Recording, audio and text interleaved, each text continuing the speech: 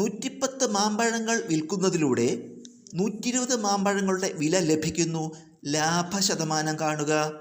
ഇത് 17/1/26 നടന്ന administrative assistant exam Kerala police department പരീക്ഷയ്ക്ക് വന്ന ചോദ്യമാണ്. ഇപ്പോൾ നമ്മൾ പറയണത് 120 മാമ്പഴം വാങ്ങിച്ചു വെച്ചു. അതിലത്തെ 110 മാമ്പഴം വിറ്റപ്പോഴേ എന്ത് കിട്ടി? നമുക്ക് 120 മാമ്പഴം വാങ്ങാൻ നമ്മൾ ചിലവാക്കിയ തുക കിട്ടി. 120 മാമ്പഴം വാങ്ങിയിട്ട് 110 വിറ്റപ്പോൾ തന്നെ 120 വാങ്ങാൻ എന്ത് ചിലവാക്കിയോ അത് കിട്ടി. അപ്പം ഇനി അവശേഷിക്കുന്ന ഒരു 10 മാമ്പഴമുണ്ട്, അത് വിറ്റാൽ കിട്ടുന്നത് ലാഭമാണ്. ആ ലാഭം എത്ര ശതമാനമാണെന്ന് കാണണം. അപ്പം ഇങ്ങനൊരു കണക്ക് വരുമ്പോൾ നമുക്കൊരു എളുപ്പത്തിലൊരു സൂത്രവാക്യം ഉപയോഗിക്കാം. അതായത് സംഖ്യകളുടെ വ്യത്യാസം ബൈ ചെറിയ സംഖ്യ ഇൻറ്റു 100. നമുക്ക് 2 സംഖ്യകൾ തരുന്നുണ്ടല്ലോ, അതിൻ്റെ വ്യത്യാസം കാണുക. അപ്പോൾ 110 120 വ്യത്യാസം എന്ത് വരും? 120 110 കുറയ്ക്കുക ബൈ ചെറിയ സംഖ്യ. ഈ രണ്ട് സംഖ്യയിലത്തെ ചെറിയ സംഖ്യ എത്ര?